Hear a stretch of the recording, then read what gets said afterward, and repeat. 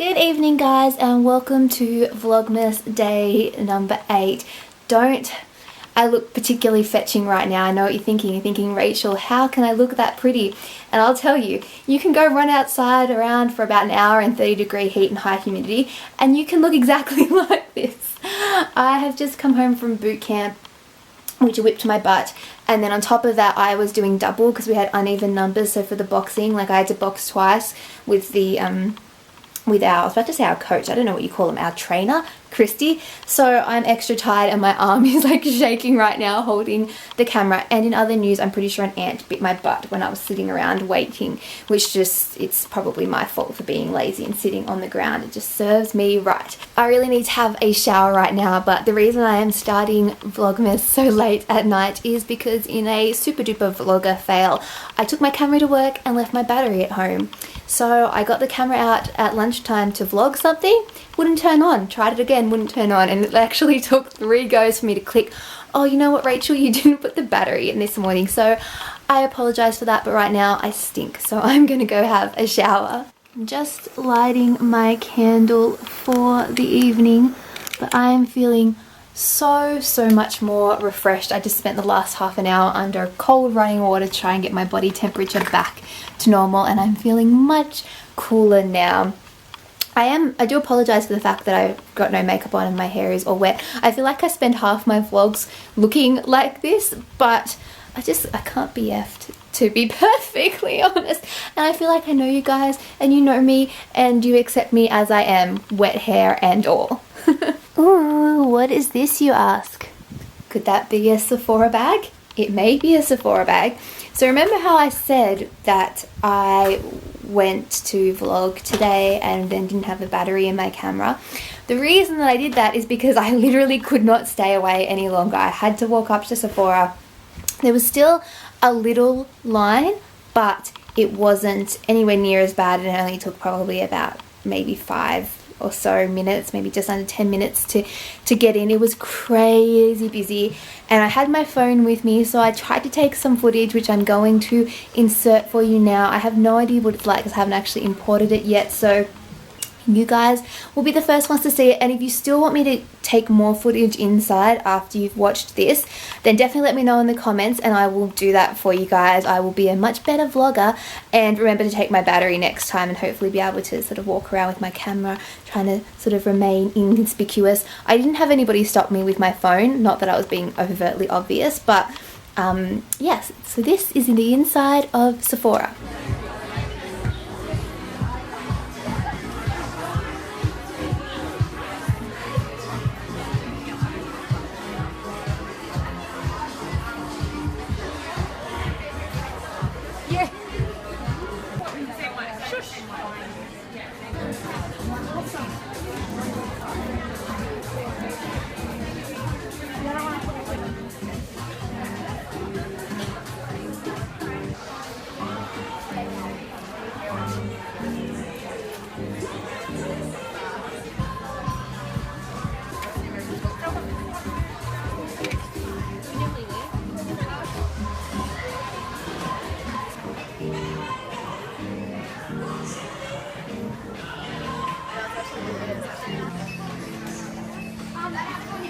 That is a very dangerous little store. I am going to do a little haul and go through and do like a proper, almost like a review or just talking about what's there and my thoughts and things like that. But I'll give you guys a little sneak peek at some of the things that I will haul.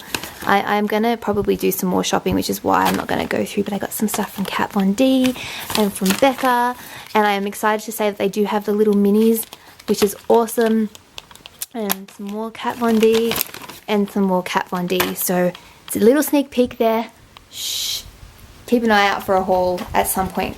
Hopefully soon. It may be after Christmas. It really depends on what kind of shopping that I get done there and whether I get a chance to really look, because I do want to be able to talk about it and talk about the prices. That's one thing I've been, I've actually on my videos at the moment, I've been kind of going through and reading people's comments, and I want to say thank you, one, for being so supportive. I've had a lot of comments about Sephora and the prices, and I've read a lot of things online as well, and I thought I'd put my 2 cents in because a lot of people have been quite disappointed with the pricing, and I think the reason why I'm not is because the prices are exactly what I expected them to be.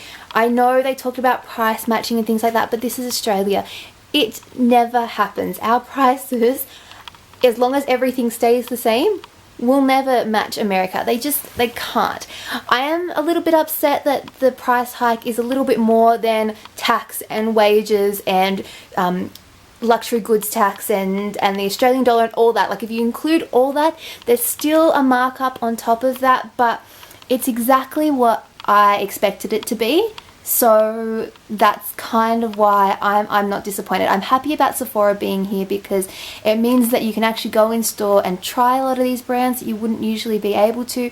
It means that we can get them without having to go through mail forwarding services and all that. And it's good for the Australian economy in general, and just for getting more international brands out here. And this is the first store. It's a flagship store. There'll be another flagship store in Melbourne, and then they're planning on rolling out another 20 stores. And I kind of work in the retail and shopping centre industry, so I know how quick that they'll roll those out, and I guarantee you by like mid next year I reckon there'll be another 10 Sephoras easy. So, or at least by the end of next year. So it's definitely going to come to you soon, and I think that will add the value is if you can actually go into the store. Am I recording? I am recording. Good. I'm just having this whole little monologue and I wasn't even sure if I was recording. The value in it is that you can go to the store, you can pick it up, you can try it, you can take it back. That kind of stuff is what the advantage is, not the prices, and it's not going to match American prices. I honestly think they'll start out as they are now, and they probably will do a little bit of price harmonization or whatever you want to call it. The prices will reduce the same way that Mecca's done. Mecca's done like 3 rounds of price reductions in the last 2 years, I think. So they will definitely, even though they're not necessarily selling a lot of the same brands, they will bring the prices down. There is a little bit of crossover, I noticed, particularly with some of the skincare stuff. And Sephora did have like YSL and Dior and things like that, and they're not trying to undercut the prices. They'll be the same probably as what you can spend in Maya and stuff like that. But if there are more places selling the makeup, then eventually someone is going to want to lower the price a bit to take more market share. So that's just my thoughts. Other people I know are really, really angry about it, and I think, like I said, the reason that I'm not is because it was exactly what I was expecting. But each to their own. Everyone has their own opinion. If you want to boycott it, then that's fine. So that's just my 2 cents. A little bit controversial, I know. Let me know what you're thinking. Either way, if you agree, disagree, I don't mind. I'm happy to hear your thoughts and how you think it's going to go. I'm also excited about the fact that they are going to be launching more brands coming in the future. So I think that that's another sort of pro in the Sephora column, I guess, as opposed to the con. Like I said, I'm disappointed that they are marking up products, but I expected it, so I think that's why I'm not so outraged like everyone else is. I just made my din din. I have some chicken and some salad and some cheeseburger sauce, which if you watched my November favourites, tomato sauce or ketchup and mustard, it's delicious. And I also have a ridiculous amount of sweet potato fries. Sweet potato fries are my favourite, but I didn't realise there was that many. It's probably not a good idea just after boot camp, but oh well. I'm really, really hungry. I'm just catching up on some Vlogmas. So I've been watching Rachael and Cody, and also Crystal and Fleur, and I'm trying to think who else I've been watching. Ingrid.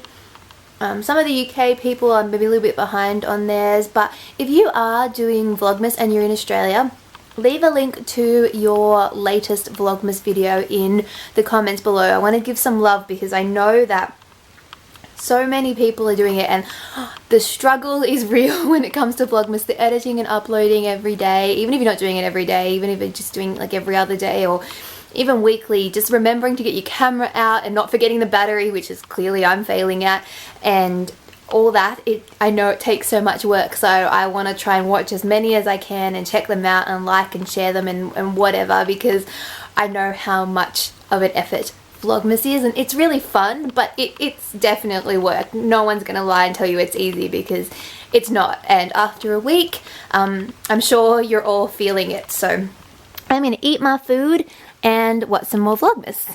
I forgot to say, this lettuce is homegrown, as in grown in our backyard. I'm super proud of the fact that we have lettuce that we grew in our backyard. I feel like we accomplished something. because I don't have a green thumb at all. And I mean, I'm taking credit for it, but really it was my dad. But it's homegrown lettuce, guys. It tastes just like store-bought lettuce. I don't know what anybody talks about having homegrown. Maybe for other homegrown things it tastes better, but I mean, lettuce just tastes like lettuce.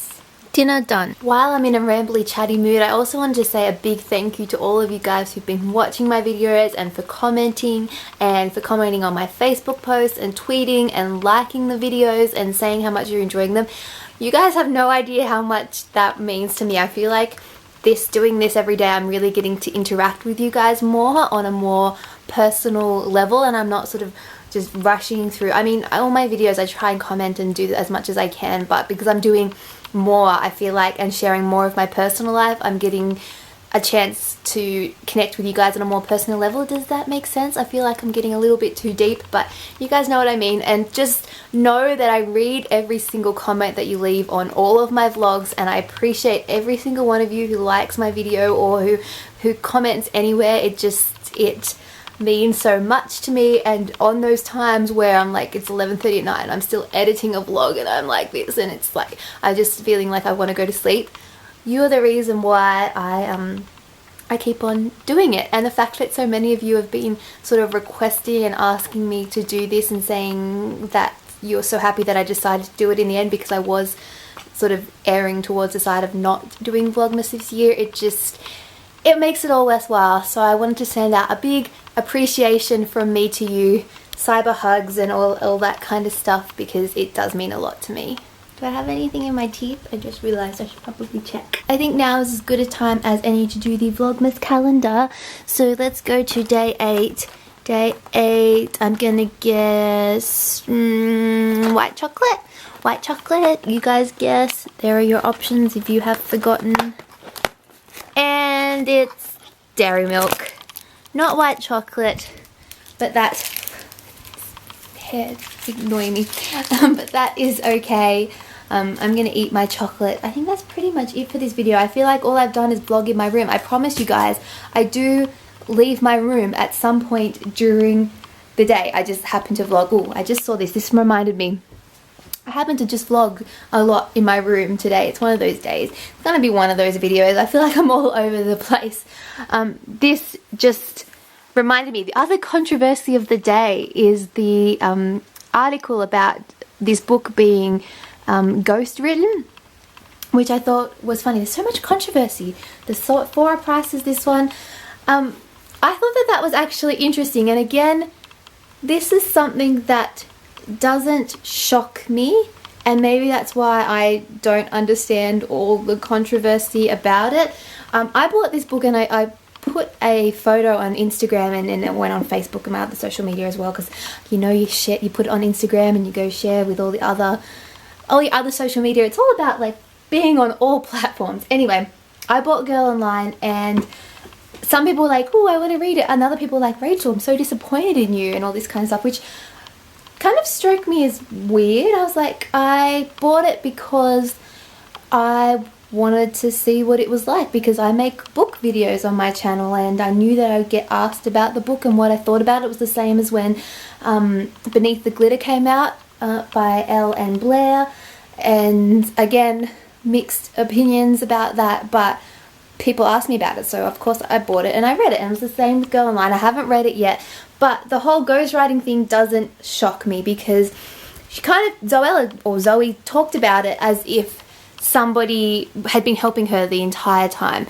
She mentioned that the editor had been involved from the start, and I mean, honestly, usually an editor wouldn't be involved from the entire thing, the entire process, not for somebody's first book, because usually you would write a whole book and then go and try and find an editor, and then you'd go and try and find a publisher, and obviously it didn't work that way, and that's, I think there's going to be a lot of this stuff that comes out as more and more YouTubers write books. I was on Amazon, and it must have been because I had looked up one of the books, and it had all these like coming soon books from YouTubers as like recommendations afterwards, and there was like Joey Graceffa and Shane Dawson and Connor Franta and all these other people that I didn't even know were having books, and all of a sudden there was like, my arm is getting sore, that all these people are having or bringing books out, and I was like, wow, it's the in thing at the moment. Every YouTuber is bringing out a book.